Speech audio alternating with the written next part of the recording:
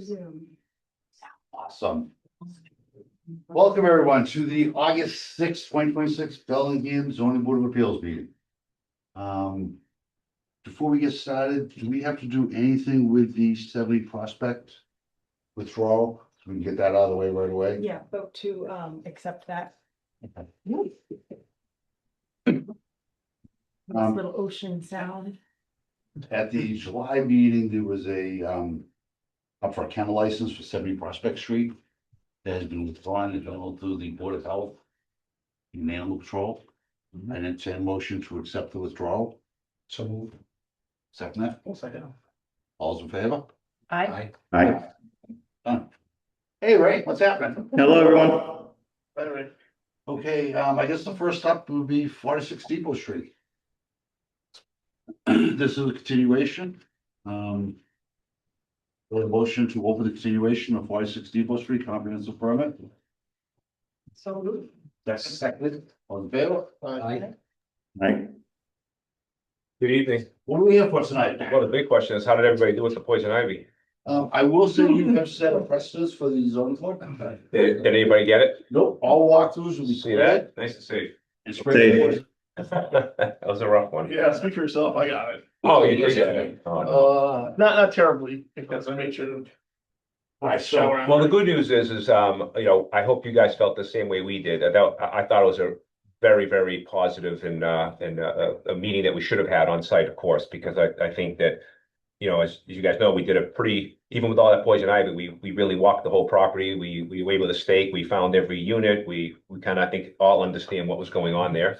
And, sometimes when that happens, at least for me as a developer, I like it because I get to see it. You got to understand, when we start out with a project, it starts out with an idea from us, and you don't always see everybody's directions or see things from any other side. And I feel like, to skip ahead, we still feel really positive about everything that we had, except throughout that meeting. And then it bothered me for a day or two, just thinking, could we do anything better with that building G?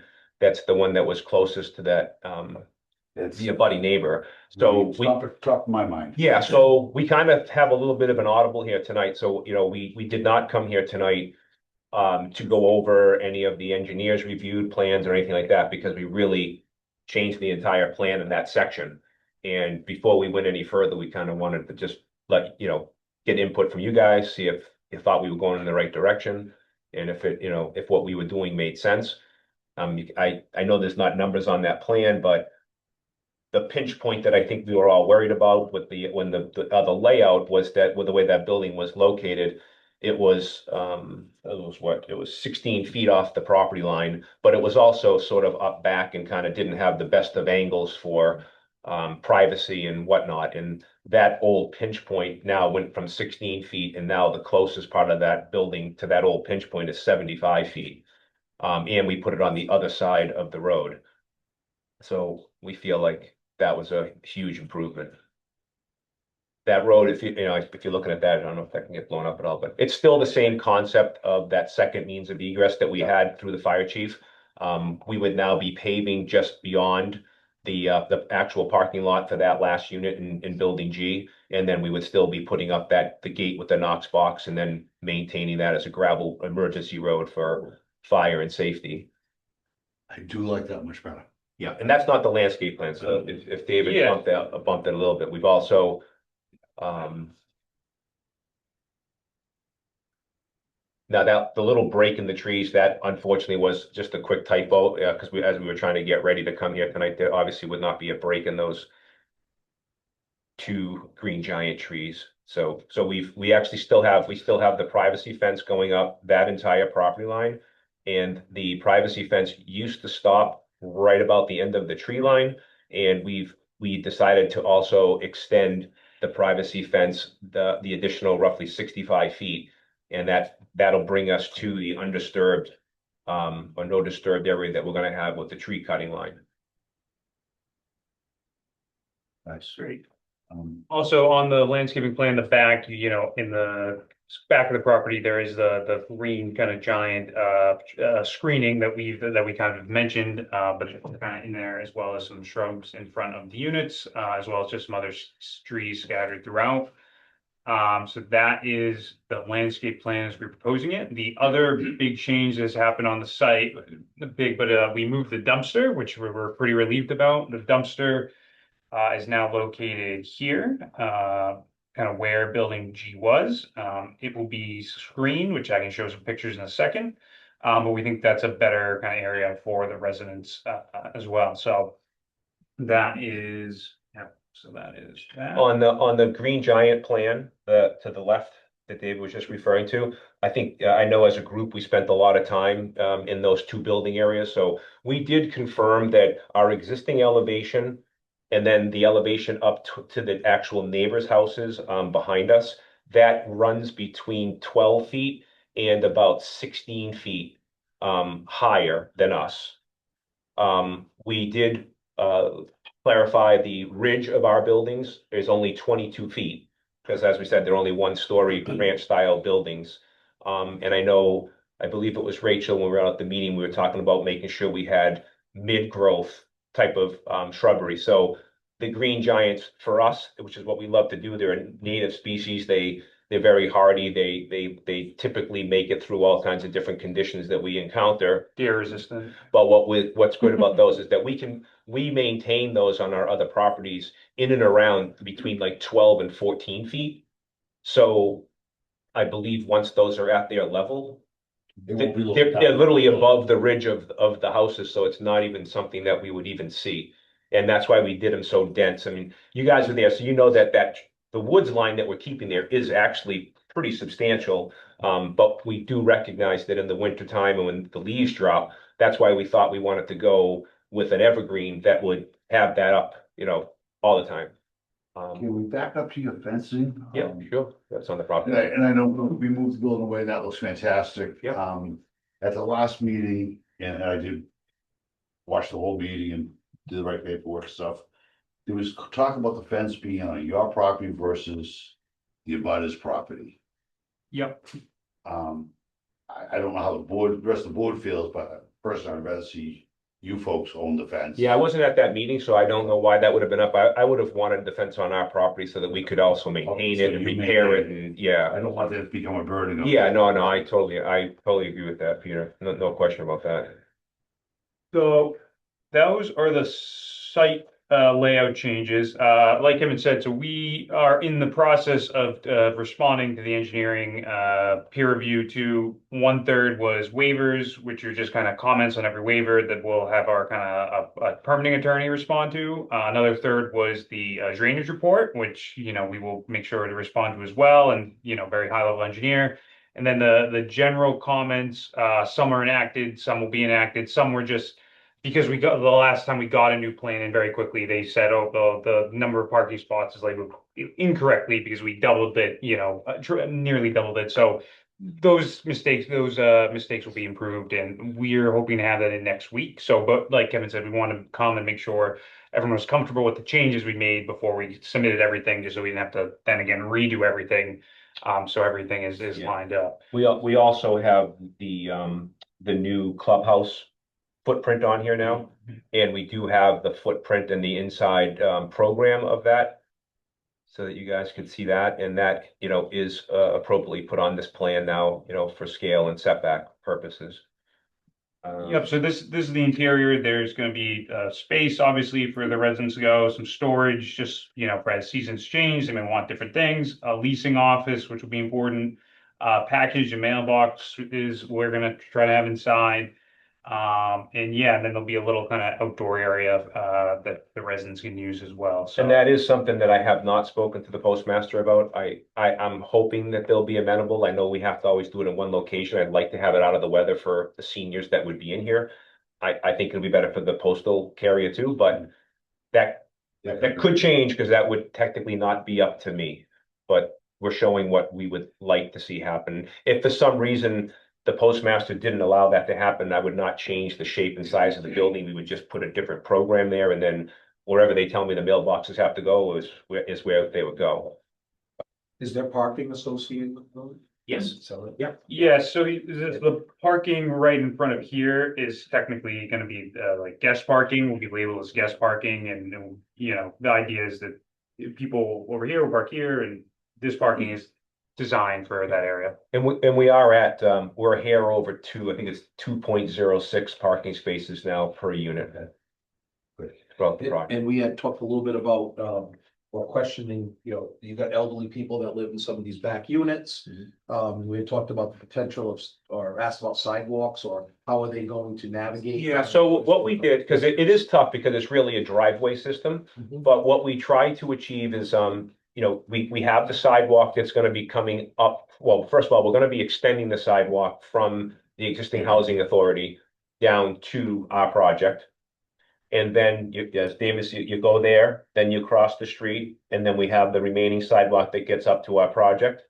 And then what we've done is we've made a sidewalk system around that whole interior so that any one person would just simply have to walk across the street and be onto a sidewalk system, and that would take them all the way down to the town center. It was really difficult on that, Don, to get anything on the other side because to us, it was making an unsafe situation because of how much parking we added in those, there could be a lot more travel going on there. So we kind of wanted to direct people to a different location. And just last visual I have is just the dumpsters, just because this brought up in the peer review, I believe someone had brought before. This is generally how we screen our dumpsters. This is one of our projects that we kind of own, so they will be screened, and that's what it will look like. You go back to so what's with this new map, the closest to a butter? It would still be building F. David can point to it, that Yeah. building right there.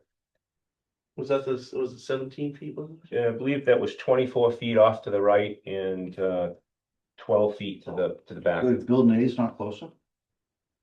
Building a, oh, yes, yeah, yes, you're saying to there's the housing authority. Yeah. Um, I mean, I know it's housing authority, but technically that building is closer. Yeah, that might, it is technically, I didn't think we were concerned with that side as much, because like we said, it's really almost a sister project with each other, but And- yes, it is technically, you're right, Peter. and I do B looks like closer, at least to the property line, just because it looks like, I can't read it right now, but that's, looks like there's a marking there. Yeah, sure. Yeah, I can't read it either. B looks like 14 feet. Yeah. There's these nice tablets someone got us. They were here, they were just hiding in the closet. So we're There's- not, and sorry, there has been talk about even potentially doing some type of a trail system that may connect these two projects. It's just that we didn't want to get that complicated right now. But I could imagine that that's probably going to happen. I mean, certainly we're hoping that it becomes, sort of one big community there, so. The dimension from building B to the housing authority property line, according to the plan that David had sent me, is 20 feet plus or minus okay. from building B. At the one on this magic tablet says 14, that's why. Yeah, And we're not gonna go through any of the traffic study, the peer review stuff tonight, right? Yeah, I think we'd rather. Yeah, we're gonna submit a formal response, and we'll have our engineer here next time as well. And then our permanent attorney will go through the waivers and kind of explain in writing, why we need those or don't, so. Another big thing was today, we actually were able to complete the certified testing, soil testing.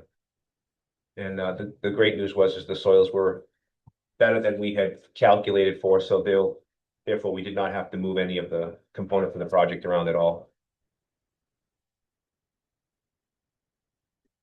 Any questions from board members? I have no questions. Ray? Yeah, if I may, Mr. Chairman, was there any consideration taken towards improving the crosswalk on North Main Street by any chance? I believe the police department kind of recommended that. I was just wondering if the recommendations by the fire chief and the police department and the building department were all taken into consideration. So we met with the fire chief, and that I don't believe that was something he brought up, at least in our tech review meeting. At this point, that sidewalk will extend, and we're extending the housing authorities ones where you can kind of go down to that main street. I did walk it myself, and there are two crosswalks there, so I don't know what more we would, we can't put in a light ourselves or anything, but our feeling is the sidewalks will help, the walkability of the area. Okay. So, I, yeah. I know from their email, they said if there would be consideration to enhancing the existing crosswalk, with installing maybe, the rapid flashing beacons, but I just was wondering if any decision was made for that. That's the one that would be considered for that would be going right across 126. That's North Main Street in State Beaver. road. That's a state road. We can't touch that. Yeah. We can petition the state to.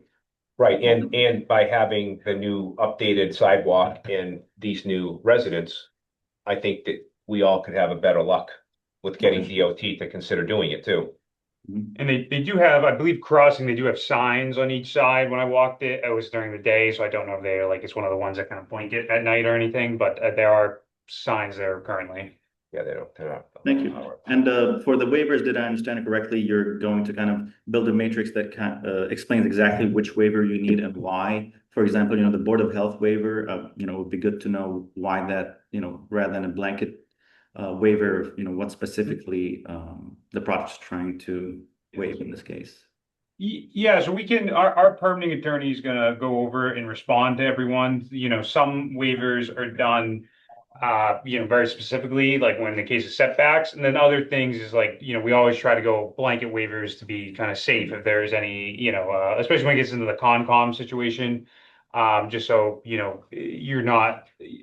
go to the state regs, not the kind of local regs. So some of them may seem silly at first, but then like our lawyer will kind of explain why they're necessary. So our attorney's very good. He's been permitting for much longer than I've been alive, 40Bs. So he Don't can. tell Stop. That's me. We know John. Oh, The intention is we're gonna have a meeting for, just go over the waivers. Yeah, absolutely. Because that's gonna take quite a while to go through all the waivers. yes, yeah. So And good question on the conservation. So we just pumped the brakes. We're ready. We're ready to file with Concom, but we wanted to make sure that we filed the plan that is the one that we're ultimately going to move forward with. So we just wanted to get your feedback tonight before we did that. Gentlemen, any comments? And, and Oh, are the I'm sorry, plans, Rick. oh, sorry, are the plans right now as close? How much more do you think it would take to kind of have them in a finalized manner, or do you think there's still going to be a bunch of changes that need to be added in terms of, stormwater No. compliance and emergency access and so on? We're thinking that our engineers will be able to have the plan and the answers back to the Thomas and Yeah, by middle of next week. yeah, they've already done some of it, and some of it's already responded to. Like I've seen some of the traffic draft responses. So I guess to answer your question too, we don't expect the buildings to move or much of the site plan to change at all. There'll be a few details kind of added or clarified based off the peer review, but there's nothing in the peer review responses that are going to enact a major change between this meeting and next meeting. Yes, I'm good, and I commend you all on, improving it, moving you've moved the buildings a couple of times. It's definitely improved every time we've met, and we appreciate it. The snow storage is more clarified. The trash bins are more clarified, and there was one comment that I remembered. Does there need to be electrical vehicle charges required for this project?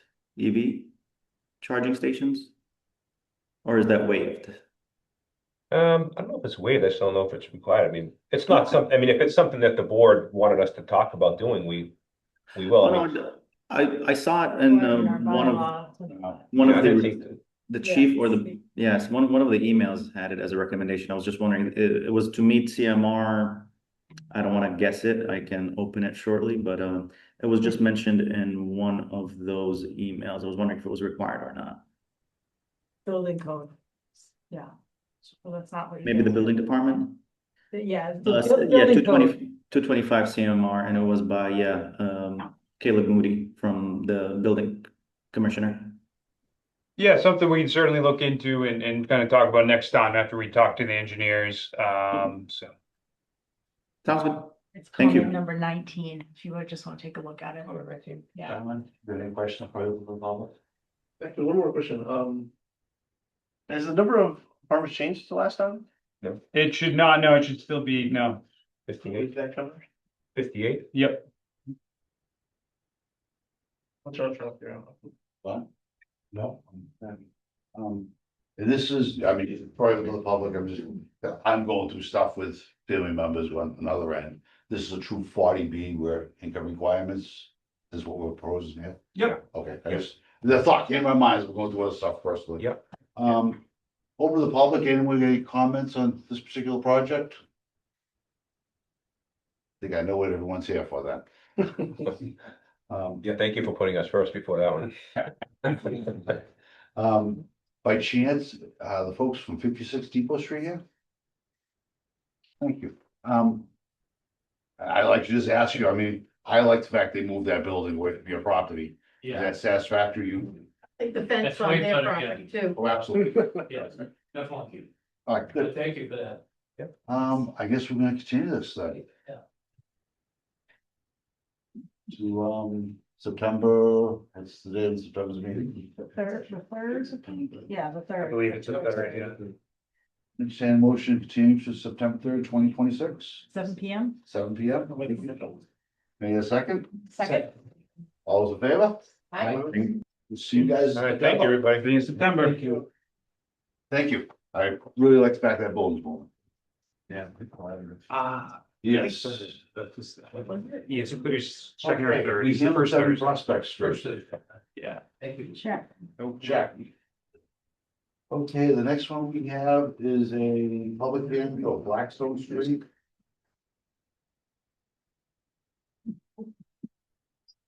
Yeah, it's a new public hearing. New public hearing. We don't have to formally open it. I want to wait for reading of the notice. You get this. I don't need to tell you. Yes, you do. Just the time certain, that's it. That's all I have to remind you about. I'll entertain a motion to open this new public hearing for Blackstone Street roadway improvement deal of the planning board decision. Second, Second. all in favor? Aye. I would definitely entertain a motion to waive the reading of the public hearing. Make the motion. Second? All those in favor? Aye. Okay. Ray, you gotta be in person. I keep forgetting you're up there. dude. Only a flight. So Rachel, before we get going here, Yes. what exactly are we doing with the appeal of the planning board? I'm actually gonna give this to Miss Questle because I was only here 2 days when this first came in. I think I was only here for 2 days when the appeal happened. My concern is exactly what are we looking at? You are looking at, so the planning board this came before the planning board for development plan approval. And, the planning board denied it. And your bylaw has a provision that within 30 days, any denial has to come to you. It has to be appealed to this board. Okay. So, it would be akin to an appeal of the building inspector, a determination by the building inspector. You're going to take into consideration, I'm assuming you'll let Mr. Petrosi present, you have the decision from the planning board, and, that's what you're looking at, whether ultimately you will either uphold the denial or you will overturn the denial. So we're not gonna get into the weeds of the streets 10 feet wide and versus 15 feet wide. It's a matter of they're gonna hold the plan up. No, it's my opinion, this is a de novo review, you can look at all of that can be part of your review. Particularly if the board is leaning towards, if the board is leaning towards an approval, I think you would want to put in conditions of the approval because seeing that it's a denial at the planning board, it would be, if you guys simply overturned it, there would be no conditions. So that's something that we would also have to think about. Thank you very much. Yep. Please pipe up. Sure. Because we're gonna need you. Sure. Yes. And just to confirm, this was one that I had voted on when I was on the planning board. You were on the planning board at the time, so you Okay, so I will be abstaining from the vote. We got three, Or, four. We have enough? yeah, Four You members? do, yes, Okay, correct. Thank you. Correct. Want to make sure we do this properly? Correct. You might want to ask the applicant if he wants to go forward with testimony tonight with only 4 members. Or does he want to continue and wait until 5 members, but that would We're be, still gonna be 4 members next month. Yes. correct. Yes, I believe Ryan is leaving us at the end of the month. So we have 1 board member that's on vacation. Okay. So still be only four board members. and he'll be able to mull in. Yes. So Do you want to go? Sure, this is what it's all about. Lou, welcome back. Thank you very much. For the record, if you don't mind. your Thank you name for and having address. me. My name is Lou Petrozzi. I'm the owner of Wall Street Development Corp. We are the property owners of the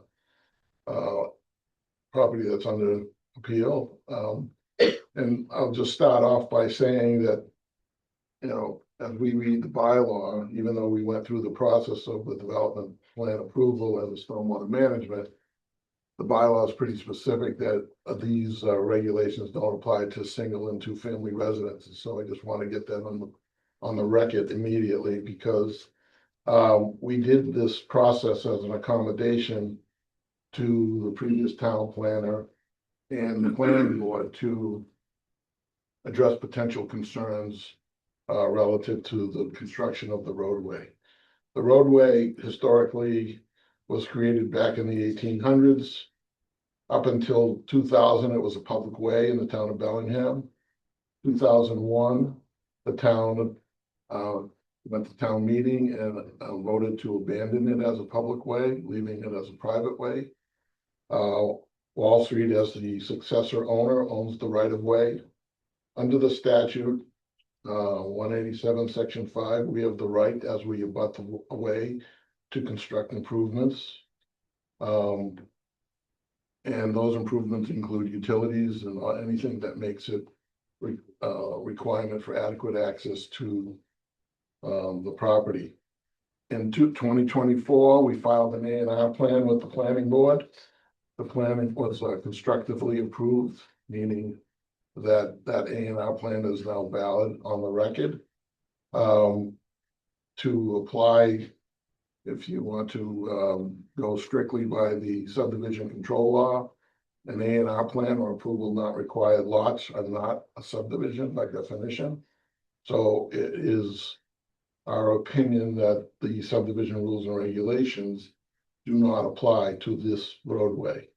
But I'll go through the process with the board just so that you can understand what we're proposing to do. Town council may have a different opinion. That's okay, we usually do. So I'll just go through a brief history and let the board members understand what the circumstances are.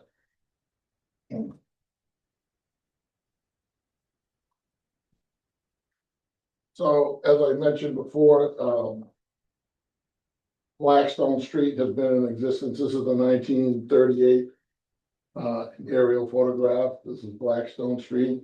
It extends from Route 140 across North Street all the way to the Blackstone town line. This was, as you can see, previous the roadway is pretty close to delineated. The existing conditions of the road is basically a gravel road. These are photographs of the existing roadway. As you can see, the roadway is passable. You can drive vehicles over it, through it. But for the purposes of the A&R process and pre-existing lots, it's our responsibility in order to obtain a building permit to construct what they would consider adequate access. Adequate access could be simply just paving the roadway 20 feet wide. I don't need planning board approval to do that. I don't need, other than the Conservation Commission, the planning board regulations don't apply to this situation. But as I said, we recognize, you know, this is a large piece of property. It's over 200 acres that we have ownership of. And our intentions down the road perhaps is that the roadway might be dedicated once again as a public way, depending on what kind of development takes place there. So when we designed the when we designed the roadway construction plan for the planning board to review, we added some easements along the road for future potential improvements, like a sidewalk, like a grass strip or street trees or something along those lines. But they were not proposed to be constructed or widened the way as it presently exists. So as we get further along in this process, we proceeded to go through at least 10 or 12 public hearings. We presented all the information to the board. They had peer review. There were no negative comments from the peer reviewer regarding the proposal. It was strictly an opinion from the board members that this was a subdivision. And they based that largely on an opinion from town council, which I don't believe town council had all the information available when that opinion was rendered. Meaning I don't think they even know that there was an A&R plan that was approved and recorded at the registry, guaranteeing that this proposal was not a subdivision. So most of the conditions that they reasons for denial are related to subdivision control. And quite frankly, if you've read the material, case law is pretty clear that it doesn't fall under the category of a subdivision. And I will say also that there's a case that I was involved with years ago, called Wall Street versus the town of Westwood. Took me 12 years. End of the situation was that you can't take an as of right use and make it subject to a discretionary permit, which this is. So I don't really want to go to court on this, but the facts are the facts. People have certain personal opinions regarding how this property should get developed and whether or not it's appropriate to develop it again, or really that's not my business. We have a right, we own the property, and we will continue to go down this road. And as far as future uses, that's something that we'll have to contemplate as we go further. But that essentially is it in a nutshell. I don't know how else to explain it, except that it's pre-existing. It's not subject to the subdivision control law. It's an A&R plan that was approved by the town, endorsed by the town clerk, recorded in the registry. There are essentially 10 or 12 lots that are with adequate frontage along this way that would be constructed as single family homes. And I think the bylaw is pretty clear that the regulation does not apply to single or two family homes. And moreover, it doesn't apply to subdivisions. If you read it correctly, it refers to parking lots, commercial buildings, things of that sort that are not related to roadway construction. So there's only one law that's the subdivision control law that controls the construction of roads and ways. So that's pretty much it. You folks can evaluate the information. Town council will have maybe some other words to say, but it's pretty clear from us that that the planning boards, the application of the regulations by the planning board under the development plan processes is invalid, basically. Okay. I can make this really simple. So, does this, according to our bylaws, qualify as a subdivision in the development plan approval? Sure, so first of all, I was aware of the A&R plan, so I did have quite a bit of information before I gave my opinion. So Mr. Petrosi got a A&R plan. It was endorsed by the planning board, and those lots are lots. But what Mr. Petrosi is doing is he's altering those lots because he is creating a roadway he's taking approximately, I think it's 10 to 12 feet from each lot and making that an easement for a new road. So technically, that these new lots are not the lots that were approved under the A&R plan. So that's the biggest issue. And what he is doing is he's creating a road, and he said himself just now that the subdivision control law governs how roads are built. And so honestly, the easiest thing for him to do would be go back to the planning board and get a subdivision road. So that's where my decision comes from, the fact that the roadway plan that was presented to the planning board alters those lots, and those lots are no longer protected under the A&R plan. Okay. They no longer have frontage on the road that was shown on the A&R plan. Thank you. Mr. Chairman, may I just address You most certainly. so as you know, well, you probably do know that easements can be created without going to any board. We don't need an approval from anyone to create an easement on the lot. It's done every day between private owners. They want to cross it with their driveway, they give them an easement, that sort of thing. There was never any intention to widen the roadway. We're not planning on widening the roadway. In fact, I'll take, if the board is amenable, I'll take the easements off the plan. I don't really need easements at all. We did that, as I mentioned, an accommodation. Also, part of your introduction and what the planning board is also talking about is at some point, the town taking that as a municipal road. If it goes to town meeting and the town meeting approves it, it's not up to the planning board, it's up to the vote. We can't do that if it's not True, done properly. absolutely right. But I'm not dedicating it as a public way today. And I don't know that I will in the future. Can I just ask a simple question before I open up to my fellow board members? Why would you not just do a development plan and not go through all this? Because that's why we're here today, because of the reasons that they gave for not approving this type of plan and because of town council's opinion. But if you went back to the planning board with a development plan, We are, I did watch all the hearings. yeah, well, I read everything. why would you, if you're entitled to a certain right, why would you go and want to get more involved with something else that would give 5 people plus a whole bunch of neighbors reasons for, developing it? If you have a right to do it, we have the right to do it.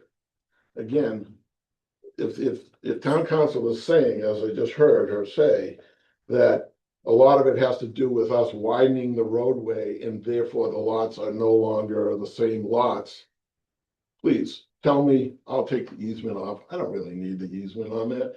An easement, as town council properly knows, can be done outside of the planning board process. I could have done it after the fact. I could have done it anytime.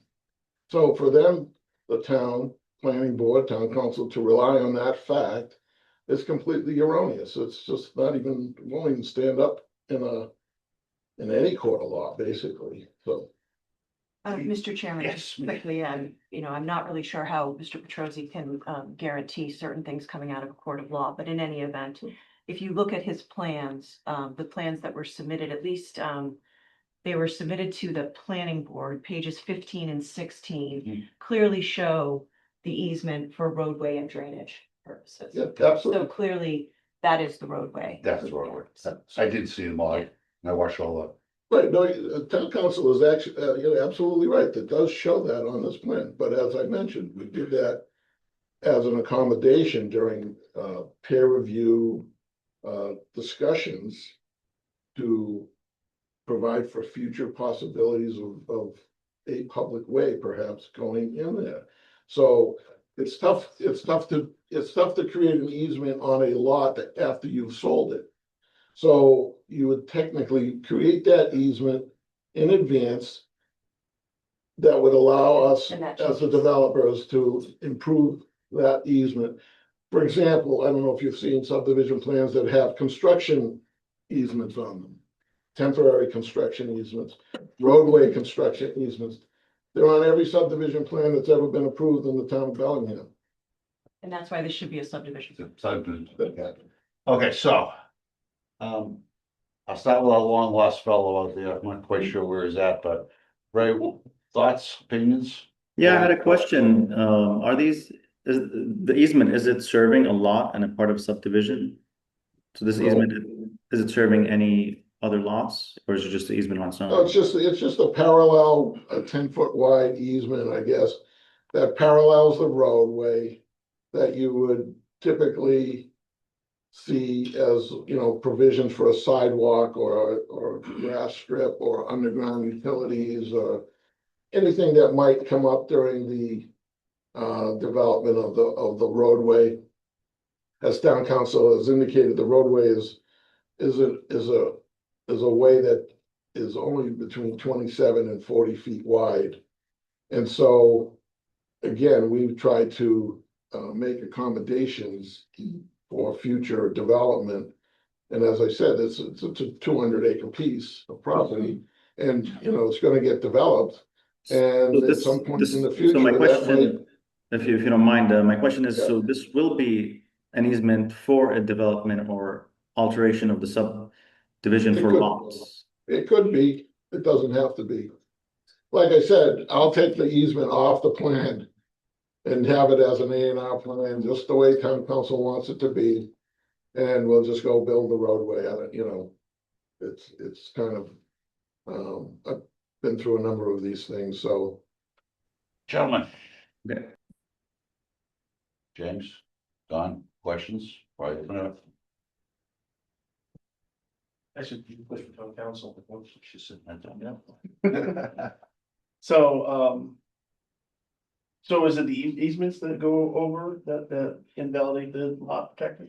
So he can't simply just take off the easements because he also has to comply with stormwater management. So the planning board denied both the development plan approval and they denied. And so for stormwater, he needs those easements for drainage purposes, so. It's absolutely not true. I'm sorry.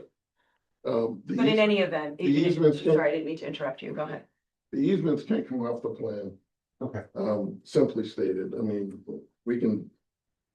We hear you, Lou. In any event, if this board does overturn the development plan approval, or, Mr. Petrosi decides to take the easements off the plan, he was still denied the stormwater permit, Thank you. and that's not before you.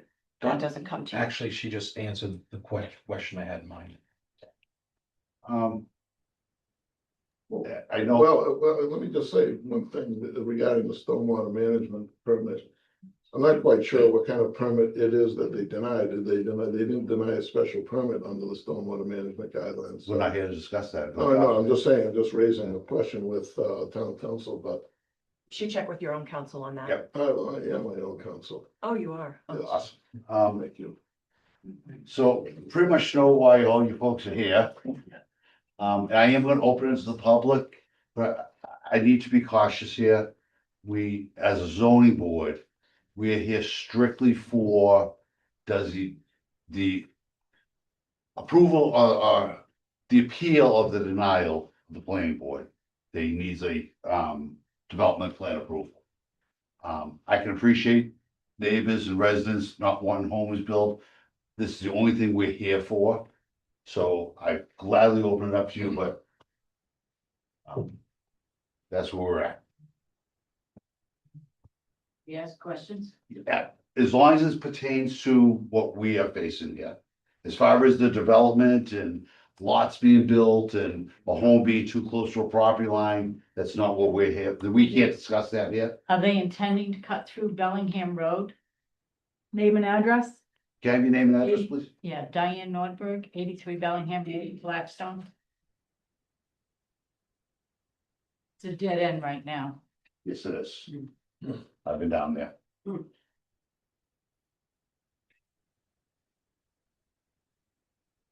It goes across the bike line. I believe right now they're just looking to put the half a dozen homes that they're looking to put in. I would, Doesn't, I thought I saw 12 on the plan. Yeah, it could be 12. could be sorry, we don't have a definitive here, so, and again, we, He's talking about owning 200 acres. Is he planning on another phase?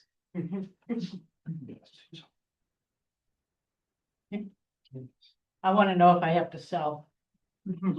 That's what we all want to know. and Well, again, if you do, I'm a realtor. I greatly appreciate that, but his plans for other developments and all that, that's not what we're here for. No. And I trust my feel for you, and I appreciate it. But we need to stick to what we can act on. And what we can act on is the return of the planning board or the denial. I think I'm saying that right. And it's strictly on, does he need a development plan or not? So I hope that clarifies it, and I And that's heard- all private sewer and water, that area? don't know, it's not, well, that's something the planning board and the conservation will be handling, not us. And I don't mean to be belittling your comment. We're kind of here for nothing. No, you are here for No, something. trust me, no, we appreciate you being here. It shows a lot to this board. Name and address, sir. Yes, George Leal, 192 Lakeshore Drive. I live there with my wife. And again, we realize that Wall Street, they own the land there. Maybe have every right to build a road there. What we are all concerned about, what most of us are here concerned about is the effects on the aquifer and the water that's up there. I know they own the land, but all of the water and all of the springs that come into Lake Hiawatha are fed from up there. And any change in that building, whatever, even connecting the road, we know now connecting the road means there's 10 to 12 more houses up there. Those houses they'll need cellars, they'll need sewage, they'll need whatever, and roads. And that could, we don't know where the springs are, we don't know what's happening. So most of us are here because we're concerned about the health and the environment of our lake and the future of it. Other people are here concerned about, you build that road, we get a traffic jam now. You try and get out of my driveway at 8 o'clock in the morning, you're not getting in. I know that's not what we're here to talk about, but I think that's the reason we're all here. We just want to say, we're concerned about this. We understand you own the land, you're gonna develop it. But what effect is that gonna have on us, you know, the local residents and our lake and the traffic and whatever? So that's why we're here. You know, we may not be ready to address that right now, but Unfortunately, as that's, this board stands, we I know. can't. I know you've already told me that. Thank you. And for I listening to apologize me. I appreciate it. If I was your next door neighbor, I'd be here too. Yeah, And I have to, Yeah. you know. okay, thank you. So anyway, we finished, so Yeah, planning go ahead. board, we feel went through due diligence, as I said, 12, 15 meetings, we went back and forth, we looked at everything, and they finally denied it. So we thought that, they denied it, and with good cause, so, and now we're here tonight. And that's why we're all here, we want to stand up. It's a public hearing, so we're here. And so thank you for listening. No, but just so the public understands, a planning board denial can come to this board for reconsideration. I understand. If gets denied here, the applicant has the right to then take it to court as well. Yes. So there's multiple steps that they can keep Okay. approaching. I understand that, thank you. Sir, did you have a comment? Uh, I was- Good. Bill Winiker, 328 Blackstone Street. Is there any bylaw or statute saying how many vehicles can travel on that one small road on Blackstone Street? I thought we were close to the limit now and then adding another dozen plus. No, there's no bylaw change to that, no. Quick note on that. Means of egress. I'll speak and I'll introduce myself after, but I think he might means of Yeah. egress, the issue right now. And I think that's what a site development plan would address. So, good, sir, do you have a comment? or- Aye. Thank you for the opportunity to speak. Dan Houston, 319 Blackstone Street. Forgive me, I'm not a public speaker. I have a few points on the existing plan that I feel was why it was denied. There's a stretch of the gravel road that's actually not passable, as the applicant said. You might be able to pass it on an ATV, but there's no way a regular vehicle is gonna pass the gravel road that's there. There's a 10% grade, which is a concern for emergency vehicles, especially in bad weather. The cul-de-sac, I think that was proposed, isn't really large enough for a fire truck to turn around. One of the things that the planning board did at the Article 20, if I could read this quickly, The planning board therefore determines that the requested approvals cannot be granted without substantial detriment to public safety.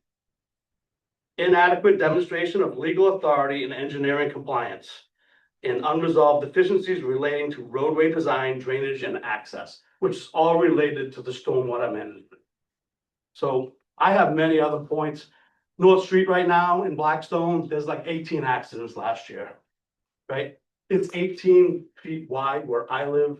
You cannot see in either direction, going north or south. There's absolutely no way to tell if another vehicle is coming. What is existing there doesn't support anything. And the applicant has, on many occasions, if you watch the 15 meetings, he has said many times a plan of 100 more homes or over 55 development. So he has plans and he has stated it over and over and over again in meetings. So what is there today is not going to accept what he is planning on doing. Thank you for your time. Thank you very much, sir. Yes, sir. Are you? Need your name and address, please, for the record. Yes, Robert DeVoe, Lynn Court, Bellingham. Were you gonna answer his question first? Was there anything to answer? No, otherwise. Okay. A question that actually may be best directed towards town council is, looking at the planning board procedural bylaws, it looked like there was a 20-day limit to certain applications and 30 days to other. I didn't know which one this fell under. I believe it was 29 days after that it was submitted. 30 days, there's 30 days. And additionally, if this board was to overturn the planning board decision, if there were any changes made in the Conservation Commission, how would that impact the master plans? Because there have been changes since the denial. You don't know. That's a very good question. So I think that, I think he would have to come back to this board, because if you were to overturn the planning board, you will be issuing a development plan approval with conditions. If there's any changes to that, he would have to come back to this board, because you would be the board that gave So we'd have to go through the changes. in the plans. Yes. That's what I thought. We still have to go through conservation though. He does, yeah, that no matter what. No matter what, it's conservation. That answers your question? Yes, thank you. Anybody else? I'm with the public right now, look. Excuse me. I'm with the public right Right now, now. you want to stay with that? I'd like to follow up. Sure, go right ahead, So sir. the means of egress, so currently, there's I think it's 26 homes. And I know the means of, we're already, I think, over the means of egress, but with an additional 12, we're way over the single mean of ingress and egress. I don't know, does that make sense? Because the current plan doesn't show another alternative. No. It's a dead end with a cul-de-sac. Aren't they building a couple homes right there just for? There's two going in right Going now. in right Yeah, the applicant's building it right now. I think I can clarify his question. I think he's relating this to the fire code where it says that, and I believe that the fire chief actually called this out in a written document to the planning board where he had stated that there's a maximum of 30 homes that can be allowed for if there's one route of egress and ingress for emergency vehicles. Currently, with what's approved, there are 24 plus an additional 2 being put in. If there are an additional 10, then that would be 36, which exceeds fire code. Gotta be something I have to. Yeah, I don't know that. Check. Well, I don't know if I. I mean, if you want to take it all, all of Blackstone Street is one big dead end street, so you're already over probably 100 homes. So, It's pre-existing also, yeah, so. well, Alright, one more. North Street crosses, so not all of Blackstone, it's just Matty Way in Blackstone currently. Yeah. Mr. Chairman, may I just ask one question of town council, because I think it's very important in the whole process, is whether or not under 240-16A, number 1, unless proposed for single family or two family use, all development proposals are subject to the development plan approval. So my question to town council is, since this is for single family and two family use, is in fact this regulation applicable to the planning board? And the same would go for the same wording as in the stormwater management regulation. Because these regulations were not meant for subdivision control. These regulations were made for commercial or single lot developments. So, I think we need a ruling from town council as to whether or not this bylaw I think town actually council's applies. already. No, she has, Opinion. she has not opinion on that. So he, as he said, again, he referenced subdivision control, so again, if he came in through subdivision control, he probably would not be. But, you know, he probably would not be subject, however, he opened himself up to jurisdiction by filing an application. So he admitted to jurisdiction. All right, but the appeal here is, first of all, whether or not the bylaw actually applies. That's the first No, it's not, basis of the it's the appeal. denial. It's denial. Yeah. Okay.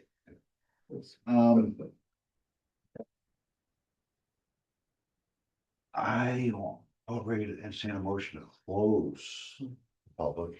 To, I have a question. Oh, and also prior to closing, I think you're going to want to admit into evidence the planning board file, because that was part of the appeal. So just formally, you would make a motion to admit the planning board file, the planning board file into the zoning board's, but the zoning board record. Okay. Ray, I'll get you 1 sec. I can help you with that. It would be a motion to, admit the planning board record into this zoning board record. Somebody could say so moved. Someone could say so moved on that? So moved. That's all you're saying. Can I get a second? All's in favor? Aye. Aye, you can't spell. That's right, you're forgetting. Yeah. Ray, you had a question? Yeah, the roadway design, and the stormwater, drainage designs, were those stamped by a professional engineer when they were submitted? Sure. Absolutely. They were, okay. Yeah. And the egress, the grading was 10%. And, you know, I did read a note that if it's 10%, that poses a risk to, emergency, responders, so. It's compliant with the fire code. It's 10% is compliant with the fire code.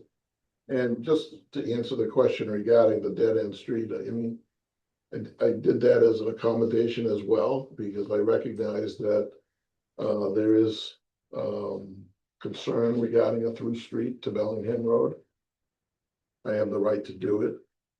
I chose not to do it, but there's nothing to prevent me from doing it. So it seems like the good faith intentions that I've intended on when I started this process have been ignored. And they seem to want to jam this project into a subdivision control process, which for this particular roadway is never gonna happen. Never. I have to rely on what our planning board has come to and what town council tells us. So, Mr. Chairman, I'm not sure if I have the correct plans, because the plans that I have that I think were referenced in the decision most definitely show a cul-de-sac. Correct. So he just said he's no longer, No, what I said was I have the right to do a through street, but as an accommodation for the I got it concern. opposite, okay. Okay. Yep. Got it. I've chosen to make it into a cul-de-sac of adequate diameter for fire apparatus to turn. And there was never any concern about that provision. But again, town council was saying, because I created that cul-de-sac by easement on property that I didn't own at that time, that triggers in some fashion that requires subdivision approval, which is totally erroneous. You're welcome to your opinion. Yep. Am I okay now to close both of them? I will certainly entertain a motion to close the public hearing. Make the motion. Well, second it, Seconded. all those in favor? Right. Aye. Discussion board. Right, Yes, Mr. Chairman. Yeah, for me, it seems, I agree with the planning board decision personally, based on what was listed in the notes and what I've seen here. Because there were a lot of questions that were unanswered, and based on my review of what's presented here, I would probably agree with the planning board. It seems like there's not enough information regarding, you're requesting an easement, and it seems like it is for possible future lot and subdivision, possibly in the future, possibly not. But I think given what's at hand here, I am more inclined to approve the planning board's decision, or in this case, deny the appeal of the planning board's decision. thanks, sir. Gentlemen, any thoughts, any comments? I'll make a quick comment. Sure. Chairman, I just think, based on really on what town council's position is, and with the rationale that the planning board had provided, I just don't see enough to support the overturning of their position, planning board's position. You want to chime in, James? Yeah, Chairman, I kind of agree. I kind of put most of my faith in the council. And understanding that it'd probably be better if, I mean, there is a second round even, if he just goes and does the Development plan. development plan. I mean, I will say personally, I actually did go back and review all the public meetings from the planning board. I know I had time on my hands. I wasn't another movie, I had time on my hands. And I am in agreement that I do believe this needs a development plan. I think the planning board acted very diligently on this. We're close to the public hearing. Suppose I would entertain a motion. Ready, you care to make a motion? Will you leave us? Yeah, so I'll make a motion to deny the applicant's request to overturn the planning board's decision. Is that properly worded, or does it need to be worded differently? Okay. Nope, that was fine. A motion to deny the applicant's appeal of the planning board's development plan denial. That's it. Can I have a second? I'll second. Do we need a roll call vote on this or? Yes, raised online. Right. Yay, nay? Nay. Nay to deny the applicant's request. All right. So it's a nay. Yay, did he say yes to deny? He said nay. Oh, no, yes to deny. Oh, yes to Well, deny in it's this It's case. his vote. Yeah, Sorry. So. We had this confusion last week. Yes. Oh, Yeah, So exactly. it's come up later too. so your motion is to deny. Yes. And And now so we're voting therefore- on that motion, sorry. So that's your motion. Your motion is to deny. Yay to approve my motion. Don, yay? Yay. Nay? Yeah. Ina, yay. All right, so that is denied. Not unexpected. I know. Well, we'll see you on the next one. Lou, see you soon, I'm sure, sir. Oh, yeah. We want less happy people here.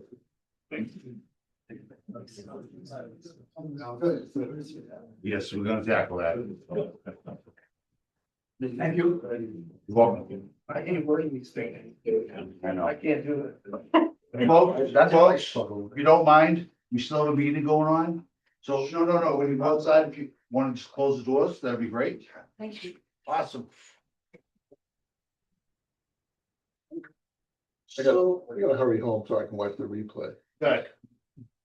On the general business, and I did review the last meeting, and this is actually different for the board, because we've never in the past, if we didn't approve something, we just voted to not approve it. And it came up, Rachel brought it up that we actually need to vote to deny it. I guess I'm, my word in this properly. Yeah, so the vote to approve didn't make it. And so you didn't reach the quorum of vote, which for a special permit is 4 out of 5. Okay, You only had 3 votes. So I was taught that you then do a vote to deny. And then the vote to deny, I think there was a confusion, same thing, yay, what are we doing? Because then on the record, you have a decision that has all positive findings, except it just didn't make the threshold. So it's just to clean up the legal record. I was always taught that's the way you should do it. Yeah. and And I found it confusing. I Oh, apologize. and 'cause I I think that watched was it, I'm like, oh my God. the Rachel, Well, you two switch your votes, it just made the same. Right, well, I wasn't quite sure, anyway. But in all honesty, Rachel, and I told you this personally, thank you for bringing this to our board. Yeah. All the little small things, but thank you. Yeah. Keep opening up cans of worms. No, but well, for me, it's learning. I mean, if someone wanted to change their vote, that is the point, right? Yes, yeah. So They can't. right now, I'm gonna And Liz is entertain, back on. She's back on now. Back on. Back in business. I'm gonna entertain a motion for a denial of the special permit for 11 Summer Street. So moved. I get a second. Second. All's in favor? I, We'll do a roll call vote on this. So the vote is to deny the special permit for 11 Sumner Street. Right? Aye to deny. I, Hi. Nay. Aye. Okay. That closes. We're done. Then I'll do the decision and you can come and, Decision on that. yeah. Do we want to, may I pose a question to that? Sure. Just, so if we didn't get if one of us also said nay, then what would the ultimate result be? Just out of curiosity, because Yes. it's, It would, It's it would not confounding. pass because Right. you need 4 it no wouldn't matter. Yeah. pass, but it wasn't approved either. So that's where I find it confusing. It's not approved to go forward, but it's not denied. So it's a land of limbo? They cannot go forward. We would have to issue a denial. It would be technically a procedural denial because there's no, you do best? there's Yeah. no finding Why, to guys? denial. So it This would be is- just a procedural Here's denial. where you're going back to. What have I done to hurt you? We No. got you the nice binders. I know, I love it. No, that was just conceptually, I wanted to understand, because it becomes limbo. Yeah, Have that Yeah. changed. No. it's very confusing. Yeah. The older I get, I can't do limbo anymore. Okay? Yeah, Just no, limbo's accept. too, it's not flexible enough. A matter of procedure for the board on general business, and this is new to us too. We actually have applicants for an associate position here that we actually have interviewed for the first time. Oh, They just have people dumped on us. Great. Like I got dumped on you guys. Same. I do. So, do you want to do, Yeah, I can, you want to do your review first, or you're actually on first? I would love that. So you can get out of here? Well, you don't want to hang out with us? Who wouldn't, right? So you have the. Okay, I am. I'm forwarding the PowerPoint to Rachel right now. I didn't know if you guys wanted a formal PowerPoint, and there's a lot. There's a lot, and it is essentially zoning boards and somewhat the building department, but it's buckle up because it's a lot. So the overview of the changes are, so first of all, these changes were in the FY 27 budget bill. And it was signed by Governor Healy on July 9th. However, all of these changes take place on July 1st. So they take place retroactively.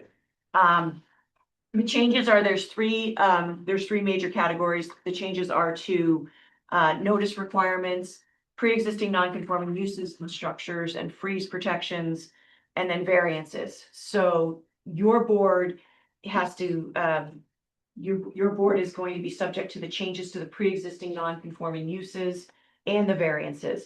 The building department has to, they're gonna be, subject to the pre-existing non-conforming uses and, the freeze protections. So, the first one is the notice requirements. So the notice requirements, under 40A, Section 5, which are zoning amendments, you guys don't have to worry about those, but Section 11 are your public hearings. That's what governs your public hearings, is 40A, Section 11. And previous legislation required notice be posted at town hall for 14 days, publicized in a newspaper, general circulation, the first notice 14 days before the hearing, and then sent to all the abutters by regular mail. And they changed that to, now it says regular mail or electronic mail. And so the problem here is that the statute still, while they changed it to electronic mail, they didn't change the next provision, which says that the abutter list has to be comprised of the property owners as they appear on the most recent applicable tax list. And that list has to be certified by the assessor's office. So there's a practical issue, which is that the assessors do not ask for email addresses when you pay your tax bill. There are no, the taxing statutes do not require an email address. So this was, this change is for nothing. It's for naught.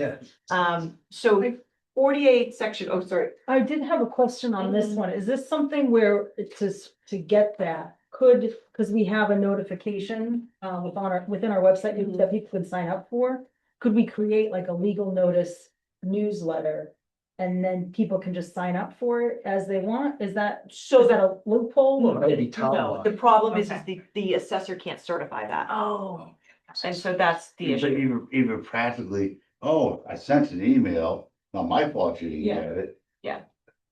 I mean, the other, the email is going to be, beneficial for 48 section 5, when you have a zoning amendment. You, that will be applicable, because at that point, you have to notify all the planning boards in the surrounding towns, you have to notify EOHLC. So those will all be, that will be helpful for that, but that's about it. So the next is the changes to non-conforming protections, and then the first one would be the extension or alteration by right of a pre-existing non-conforming structure. So if you have a pre-existing non-conforming structure and it is non-conforming because of lot size or shape, frontage, lot coverage, or FAR requirements. So looking at that, that does not include setbacks, okay? Yeah. So if you have a pre-existing structure that's there because of frontage or lot size, provided they can make the extension, provided that that extension complies, or that, addition complies with height, setback, and or stories, which height and stories they're interchangeable, which is why some bylaws have height, some bylaws have stories. So that's why they're both in there. But if the addition complies to height and setback, they only need to get a building permit. So they no longer will be coming to this board for a finding. So it's much easier for pre-existing non-conforming structures to be added onto. And so, But that's only if they don't infringe upon the side setback. correct. So if they're Yeah, infringing. those are still gonna be fine. Yep. And so there's the practical issue here is that the text, the added text says, provided, however, notwithstanding the foregoing, pre-existing non-conforming structures or residential uses that do not conform to zoning because of lot size or shape or frontage. So this provision is for dimensions. It says lot size, it says frontage, it says lot coverage, and then it says as long as height and setbacks are okay. Those are all dimensional requirements, but yet they put in this thing about residential uses. So Yeah, so if you have a garage, right? yeah, That's all you have on the property and it's violates a bunch of things. If you want to put a residential attachment to it, that's fine because the garage is a structure. So it's even if the garage is non-conforming and it's a structure, it follows this whole new provisions, but a residential use. So we at KP Law have been, grappling with this, and it's very clear that these changes that were made no one ran them by a municipal council, not one person, okay? So we literally had 2 hours on Friday in our main conference room, and there was a lot of yelling too. Just trying to figure this out. The only thing we can think of is like a swimming pool, which is technically not a structure, but it's a residential use, and sometimes it needs a building permit. Well, Anyway. it needs building permit and it, well, no, cause it has to be setbacks anyways. Yeah, then it would always apply. Well, then, yeah, we don't know. So anyway, we have no idea why So those we don't know what words. their intent was with We have that. no idea. So it's not to convert that garage, that's where I was going with it, into Yeah. a residential structure. That's the case, then you would only be allowed to do that if residential structures were allowed in that zoning district, and then you could do it by right anyway. Right, so. So, Okay. trust me, 2 hours we went through and we came up with Alright, nothing. so we're just gonna ignore that for now, let's move on. Yeah, okay. So, abandonment. But before, if a use or a structure, a pre-existing non-conforming use or structure, if it was abandoned, it was 2 years. It could be considered abandoned after 2 years. Now they get 4 years. Now you get 4 years.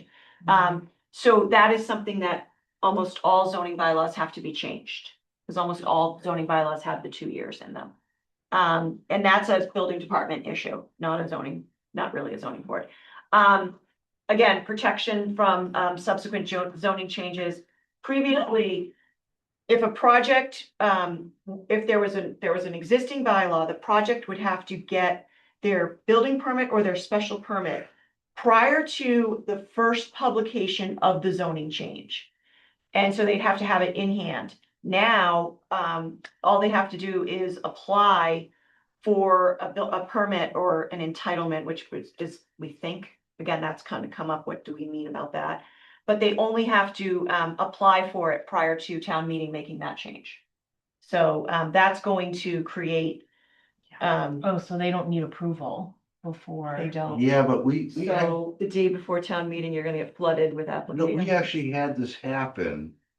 For town meeting where we put a ban on warehouses. Mhm. We had a flood of applicants come in, they put the application in.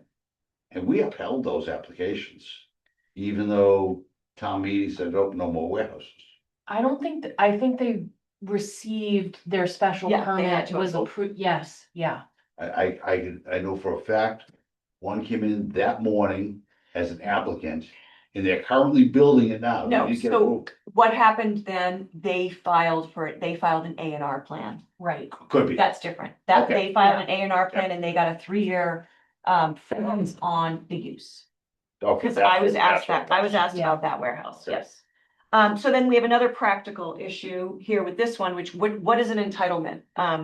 The zoning bylaw or the zoning statute 48 never mentioned entitlement, and now it mentions it twice.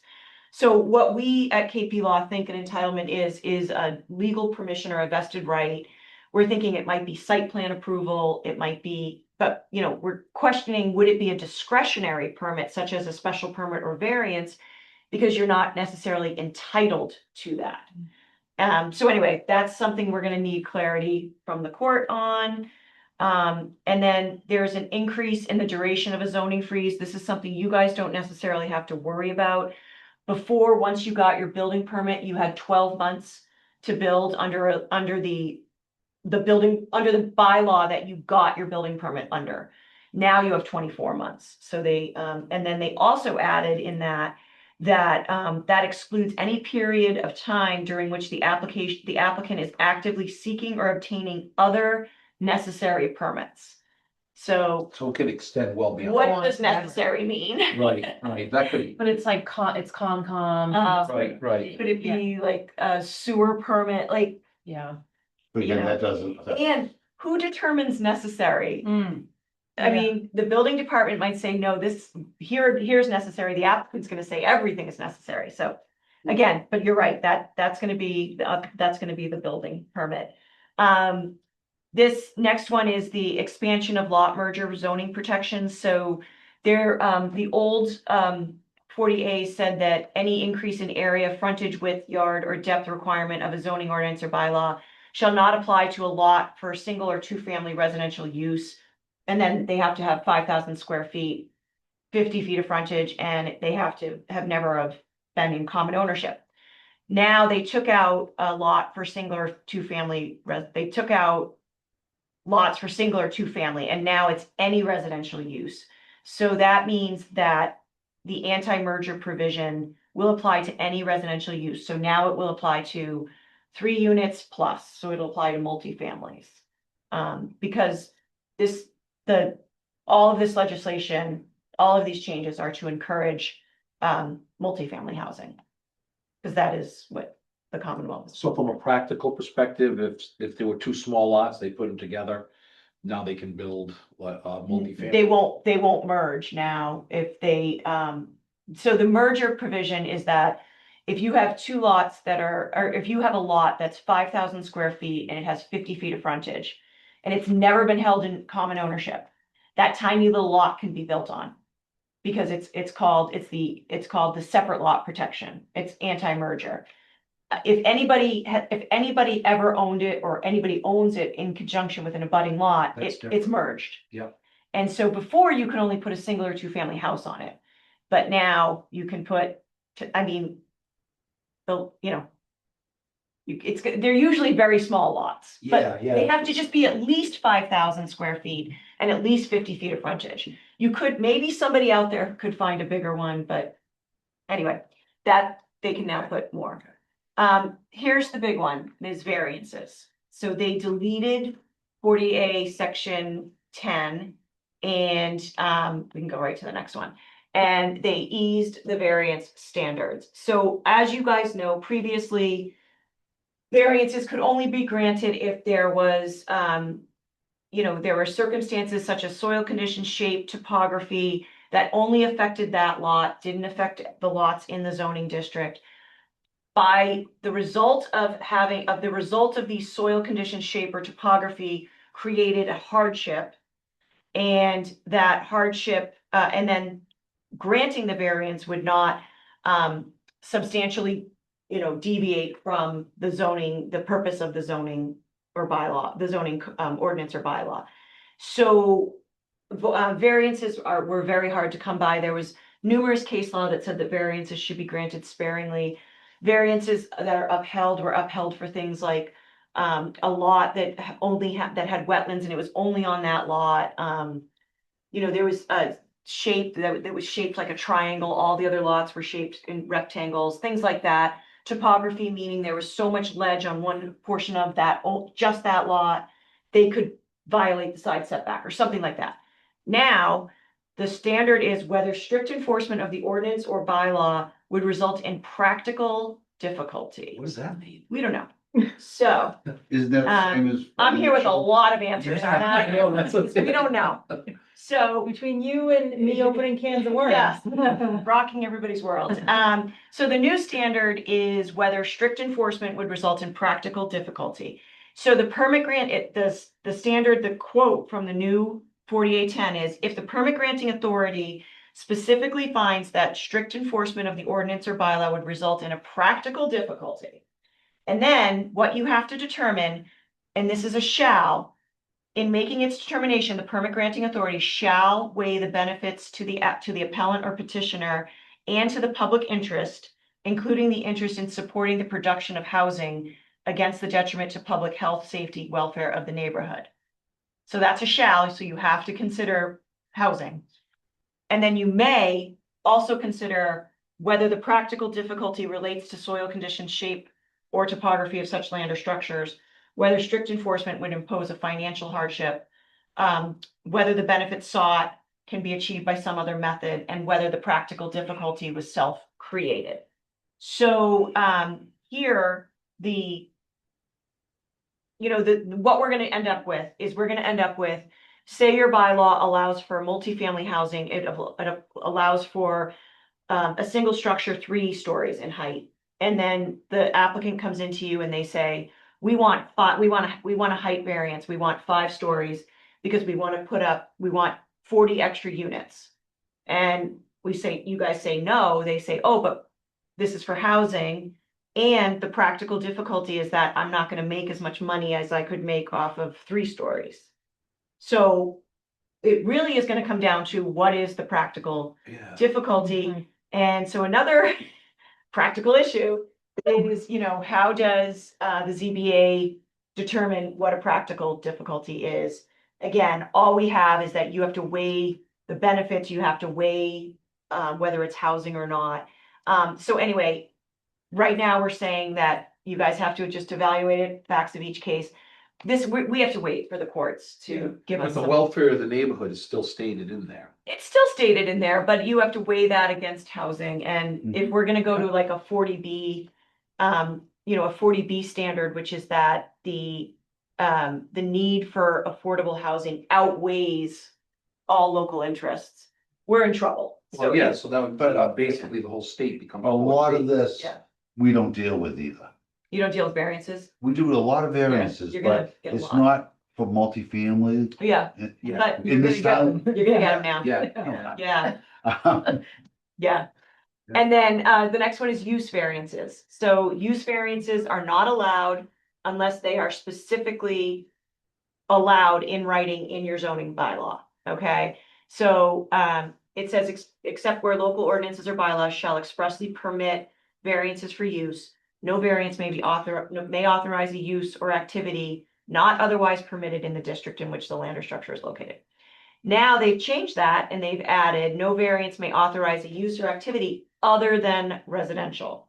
So that means that even if your bylaw says we do not allow any use variances, you still have to allow residential use variances. So there's that. And then So if someone's in an industrial park and they want to put a house in the middle of the industrial park, it's not zoned for it. that's a use variant, that's a residential use variance. They can come into you and they can say, I have a practical difficulty because it'll be more beneficial to me to put a house there than to put an industrial I'm use. sad Bellingham's all housing soon, trust me. Thank you. And then you have conditioning a variance. So before, you guys were allowed to condition a variance. That language has been deleted. So there's a couple issues here, which is that case law holds that deletions from statutes are to be treated as intentional and meaningful. So it was there and it's gone. So that means you can't condition a variance. However, there's also case law that says that the authority to issue a permit/relief comes with the authority to condition that permit/relief. So again, we're kind of in this situation. So for the kind of the tip that we're giving boards is that if a applicant comes in and they say, here's what I want my variance for, and I want it for, I want a use variance, and the hours of operations are going to be from 6 a.m. to 6 p.m. or 6 a.m. to 10 p.m. and blah blah blah blah blah. So you cannot condition it that this variance is granted, but you can't say condition 6 a.m., hours of operation 6 a.m. to 10 p.m. What you can do is you can issue a finding that confirmed what the applicant has presented and or agreed to, such as the granting of this variance is based upon the project presented and the representations from the applicant that, and then you could say hours of operation will be 6 a.m. to 10 p.m. So if an applicant is not happy with that, they can appeal it. And then we'll find out if we can do that or not. So basically, all your municipal attorneys wrote this No, we did not. for job security. Oh, yeah, what's up? Absolutely no say in this, and it. Because you're about to get real busy. And honestly, I don't need to be busy. Yeah. And then, She's busy yeah, now. and they, I'm on TV, but they kind of snuck it into the budget bill. Yeah, I saw that on the news. That wasn't really, I don't think that was very nice. Anyway, a variance used to be valid for 1 year. Now it's valid for 2 years, and it excludes the time necessary to pursue, again, other entitlements to construct the project, and it excludes obviously the time for an appeal, which it always has. And then now you can also extend variances for up to 2 years. Previously, it was only 6 months. Any extension does have to be applied for prior to the variance being expiring. And then what's next? What do you guys have to look at next? And This is all pending. The economic development bill, I have to be clear, has not passed. It is pending. I think it's still in committee. The Senate came up with a bill, the House came up with a bill, there was some conflict, it went to committee. So in this economic development bill right now, duplexes will be allowed in all zoning districts. ADUs will be allowed in all zoning districts. Right now, they're only allowed in residential districts. 48, that will add a 7A, which will make site plan is going to be regulated by statute. Right now, site plan is it's created by a bylaw, it's not in 48. Permanent optional hybrid meetings, that would be great. Special permit granting authority training, and that would come from EOHLC. And that would be something like, I think within 60 days of becoming a member, you have to do training. So it's kind of like the open meeting law training, but we're hoping it's gonna be a little bit more robust. I think they will partner with the CTPC. So they are, that's CPTC, Citizen Planner Training. part of my notes that I don't have but they're on the system. I don't know if CPTC is mentioned, but they have to consult with, MAPC Okay. and another planning, it might be CPTC. Permit Extension Act will add another 2 years. So right now, the Leads Act, if you had a permit valid from 1/1 of 23 to 1/1 of 25, you get 2 extra years. Now it's going to be if you have a permit valid from 1/1/23 to 1/1/27. And then there's also commercial conversions, and that's basically a pre-existing commercial building can convert to residential, basically almost as of right. And If they don't pencil. and then that's the developers don't do it, take right? that off. Sorry, I meant to delete that with my general one, but I'm gonna go through that with you. Okay. So so Rachel and I will go through the we're gonna go through the zoning bylaw and come up with that, like as an example, that's like what we went through. I went through with Lincoln, and surprisingly, it was reasonable. But every bylaw is different. Yeah, I just started doing that. Yeah. Tonight. Yeah. Cause So- this town does allow use Right, variances. I know. So, so that's gonna there's a lot that's gonna Yeah. have to change. So, Great. Anyway, so that is, what we have to look forward to. Does any of that affect, I'm on the Conservation Commission also, and just curiosity, does it affect like, drinking water, protecting our wells, all that kind of things? It's all about housing, All about housing. all All about about housing, okay. that and the fact that we got these beautiful miners that we. Yeah. Door stop soon. There That's all are, gonna change. Perfect timing, Rachel, thanks. Kill another tree. DEP is proposing changes to the Wetland Protection Act regulations to 310 CMR, Yeah. but Yeah, those I are had still, heard some rumblings. they're still like, Yeah. they're still working through. Yeah. Because our town depends a lot on wells. Yeah. And, Mm. you know, Yeah. more than most other communities, so. Okay. Okay, So that thank you is, very much. you're welcome. Such great news for everybody on this. So does that mean like you could, some of these, especially family homes or duplex type things, can override zoning in the town? Essentially, that's what's going to happen. So right now, it's more of a use allowance. And they haven't, right now, the Senate bill that I saw, which I think the House bill was almost identical, there was nothing about giving them relief from dimensional controls. So that means that you could allow, a two-family has to be allowed, but they have to meet the setbacks, they have to meet things like that. But that could change, honestly, between now Except and. if they file for variance. All about housing. Yeah, and they file for variance and they'll get it, right? Because we don't know what practical difficulty is. So, Yeah, I love those terms. yeah, Okay, yeah, so, thank you. You're proud of it. Now you can go home. Yes. and I will work with you on the decision. Okay. My head's full. Yeah, my head's full too. Ah, we got more to do, right? We do, we're gonna go right More through to this. do. Brad, why not? Yeah, they do. They do. They do, yes. You guys run a Thank good you, that was meeting. very helpful. Thank you. In and out. That's not what we heard last week, during the last meeting. Ah, Thank you, Rachel. Who was running the meeting last month? Some idiot substitute. He's the vice chair. Brad, have a seat. I actually, did see your interview with the select board and the planning board. I'm not sure if the other folks have taken the time, but Brad was the previous applicant for the associate on the planning board. Okay. And the two boards went in another direction. He's applied for our associate position. And as things are changing, because we got a new leader downstairs, she asked if we would like to interview the applicants before they present to the select board, Okay. which in the history of this board, I think every one of us just got dropped on, and the other board members like, who are you? Yeah. So it's a great opportunity. This is nice. I'm glad I didn't have to do that. So- Very professional. If you want to introduce yourself to the group, Brad? My name's Bradley Puerto. Lived in Bellingham for 5 years with my girlfriend, raising our family here, 2 kids, couple of dogs on Joyce Lane.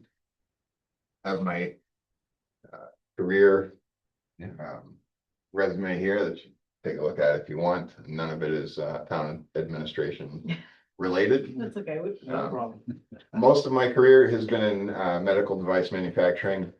I started as sort of just a machine operator, came up the ranks, and now I'm a leader of a 26-person technical staff. So, you know, maintenance of assembly robots and things like that. Very technical position, which is why I think makes me a good fit for something like this. Used to reading technical documentation and understanding measurements and the need for precision and tolerances and things like that. I'm looking for an opportunity to learn and get into town administration, obviously. Didn't quite make it onto the planning board. They went a different direction, so I'm Well, you're actually applying for a better board. I'm not in public, so it's being recorded. I appreciate said that. So as a zoning board, we do try to, we're tasked with uphold the zoning bylaws of the town. We try very hard to work to make sure that the residents are being looked out for, not be pushed over or bullied or whatever I want to word it. We do have a great board. Except for the vice chairs and the. It is a nice board. I think we're all get along pretty well. You guys got any questions you'd like to ask them? I just want to say that was an incredible introduction because I wasn't even close to that.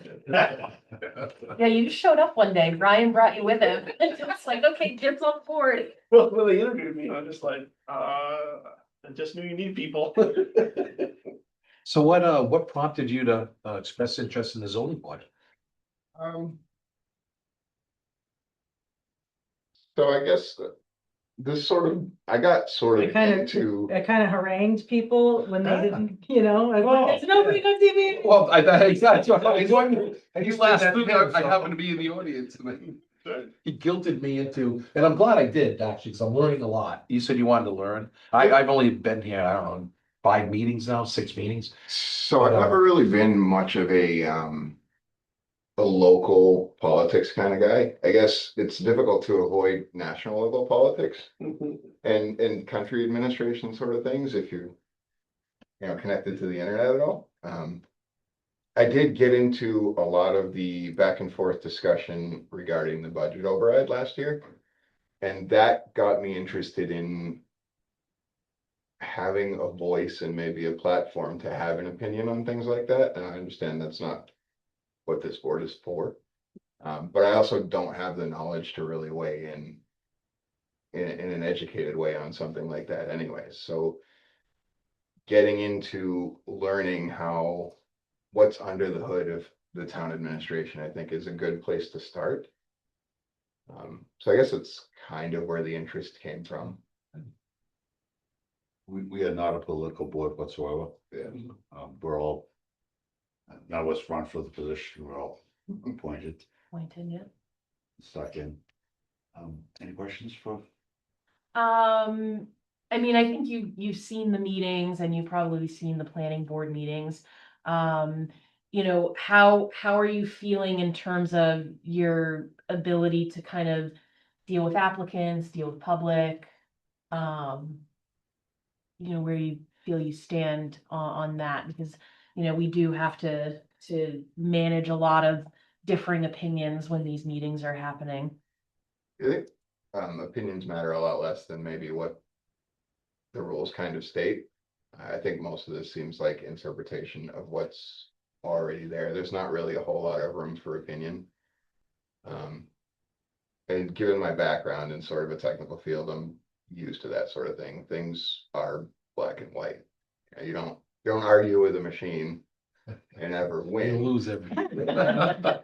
You say that, and I'll be honest with you, when I came on, and I don't know when I came on, that was actually my answer to the, select board. 1987.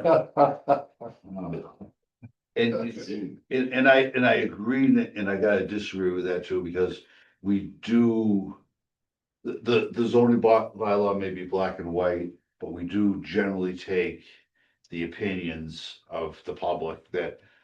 I didn't realize, the case in point, this project going on Depot Street.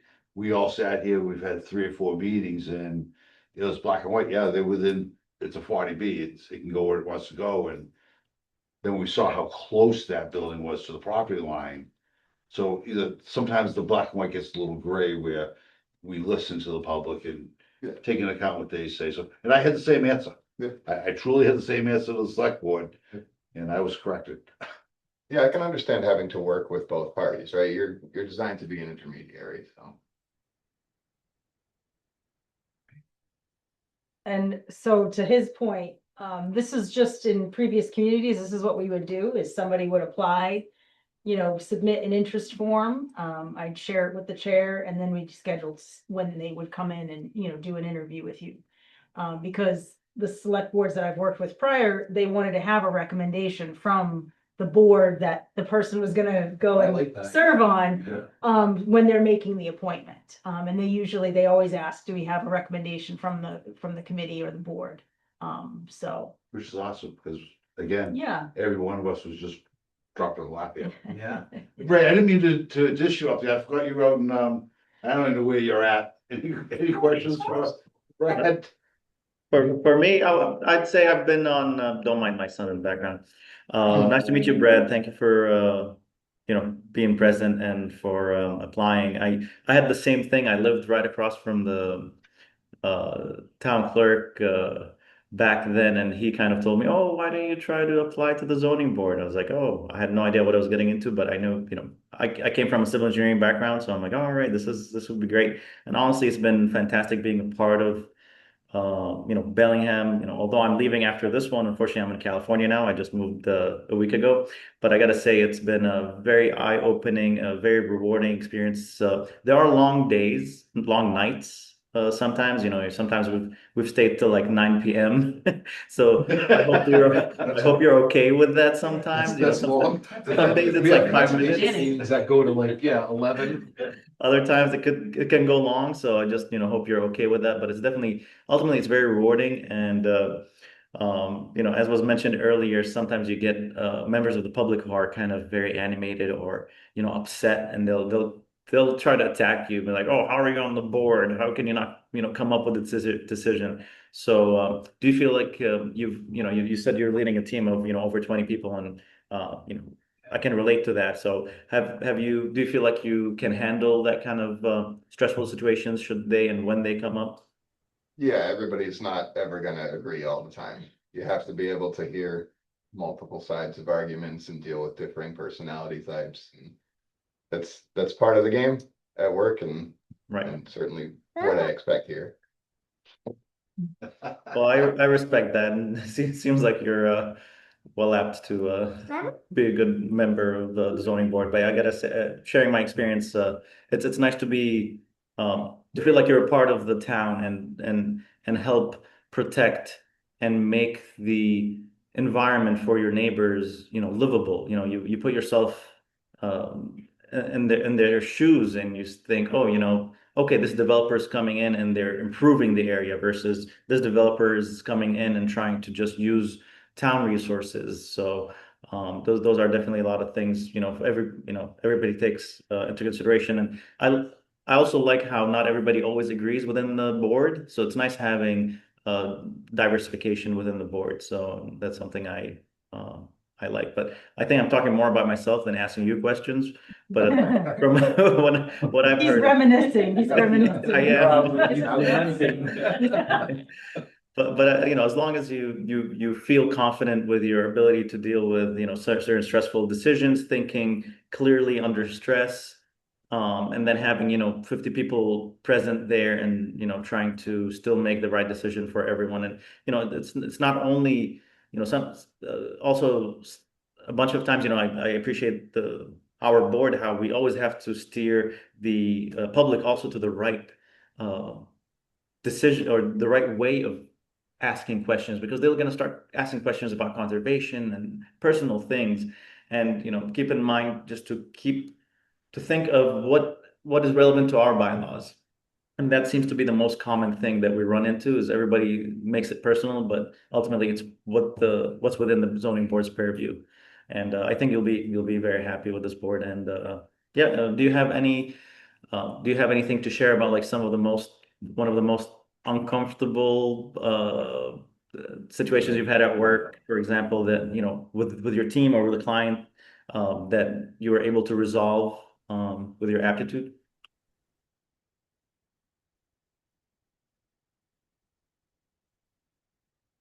I guess the most common thing is, so I'm in charge of all 4 technical shifts at my job. And the most common thing that comes up is when one shift tries to repair something and the next shift doesn't believe they did an adequate job repairing that, so they have to go back to it. And sort of dealing with the fallout from that, and you know, I guess it's sort of guiding that shift in the same way and saying, hey, can you tell me how you would like me to engage with them to help them improve, and not just say, hey, you didn't do a good job here and this shift is mad at you because of it. You know, how can we fix it so this doesn't happen again? And, you know, keeping all 4 of those groups moving in the same direction. Obviously, that seems even tougher than what we're dealing with. I hope we don't get quite, why did you make that decision? Yeah. All right, so Rachel, where do we need to go from here? Well, if you want to make a positive recommendation to have him be, the associate, you know, make a motion on that as a board. Oh, we can make a motion not to make a decision. You could. Let's make sure. Technically, right now, those are the only positions that are open, are associate member positions, unless a member wants to come off of being a full member. Well, we are doing that, is gonna Is happen, Ray sure. doing that? I have not received a formal, withdrawal of Ray. Oh, does So that, just it's not by email? procedurally, I know, I'm a planner, gotta do procedures. Procedurally, you are still a full member, so until you have formally submitted, if you have submitted something, I have not received it. I may have by email. I'll double check. Okay, Could you make sure that the select board's, what's her name? but also you can, at the time of the select board meeting, this may happen, and then you can just say, we actually want to have him as a full member, or, you know. The next meeting, September, for the I select board, believe so, yeah. or is it? Let me double check, well, Let's say we can touch base. yeah, But anyways, let's move forward with the associate. Because right now we do have a full board, because he's still on, that guy there. What's a full board, 6? No, five and 2 associates, actually 5 and 3 associates, believe it or not. 3 associates? Yes. That's our charter. What? So Anyone else want to volunteer? I would entertain a motion to put this gentleman's name forward to the select board as a recommendation, associate member to the zoning board. So moved. Second? All those in favor? Aye. Aye. So what happened is Rachel will present this to the select board. As you have our recommendation, I don't think there's. yeah. Well, I got I'll one other submit- question. If a full position opens up, are you also interested in that, or are you more comfortable still being the associate? I guess we should have asked. him Well, about I suppose that needs to be explained to you, and You full. No, yeah, we've had a conversation, John and I. As an associate member, let's just say we have a full board going here, we got all 5 members. An associate wouldn't wouldn't vote on an article. Welcome to ask questions, debate, go back and forth.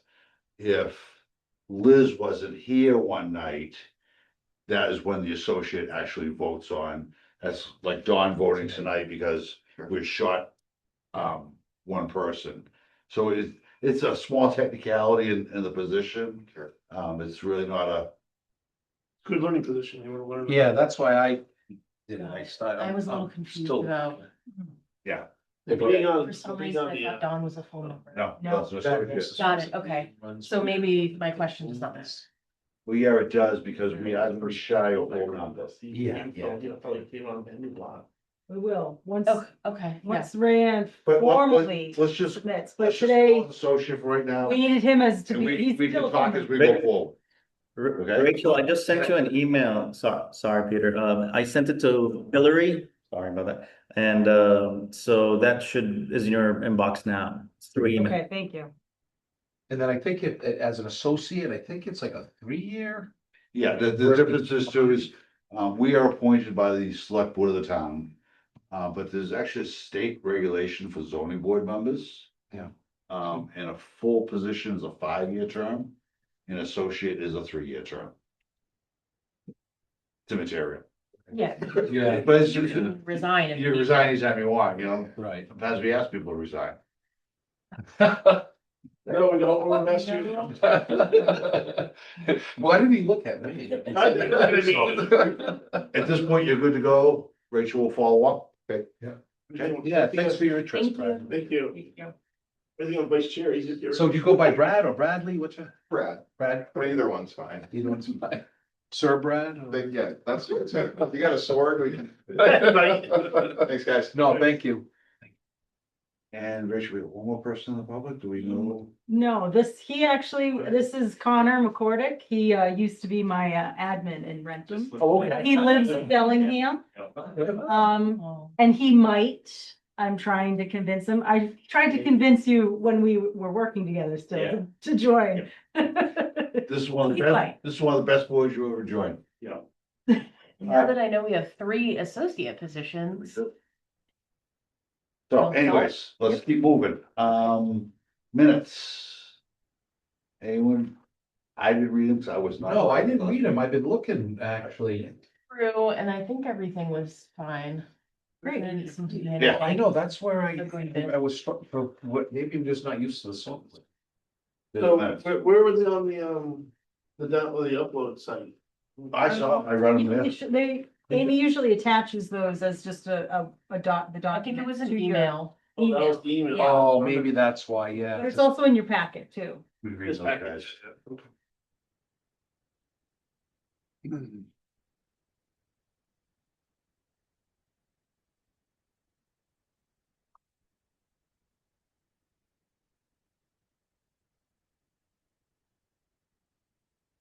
You'll notice we are changing some of the format. Per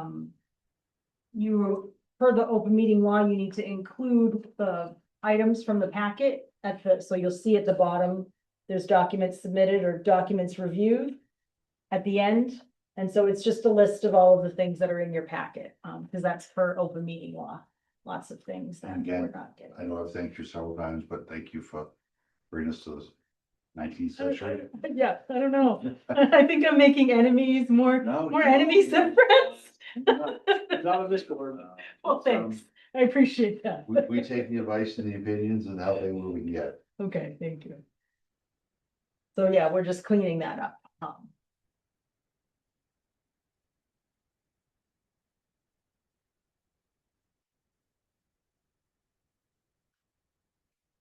Read them ahead of time. Ours. It used to be in the 18 packet here. or the, on the download site. Oh, in the Dropbox. And I forgot there was an email somehow about it. Yeah, we can put the draft agenda, minutes on, we can add them to that. Oh, wait, no, we have a No, meeting, yeah, we don't They have to one be for approved, here. I think, yeah. Well, oh, no, because like for the planning board, they have a meeting, it's an electronic agenda almost, and everything's linked, but you guys are usually one and done, so we don't have that. Yeah, this is extremely late for us.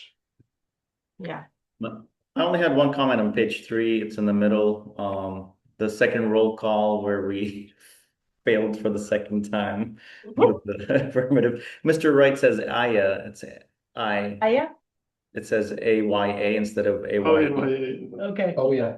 thank you. Might That was vote it. That way. Yeah. He might have voted Might that have. way. Yeah, change it. Okay. Yeah, that was, that's funny that it was He was that. the presenter, his computer is not, Okay, but he keeps logging in, the computer keeps logging in, so I'm like, I'm just gonna, fine, you just. I Yeah, keep 'cause it having keeps to alerting, stop. yeah, alerting you Yeah, that someone's. yes, he was the presenter for 46. are we good, gentlemen? It's appropriate to me. Yeah, good. I would entertain a motion to accept the meeting minutes with the exception of what Ray had brought up. So moved. I get a second? Second. All in favor? Aye. I'll certainly entertain a motion to adjourn this meeting. Motion to adjourn the meeting. Awesome. All in Bye, favor? Ryan. Well, hey, Ray. Pleasure. Seriously, it's been a huge pleasure, man. Yeah.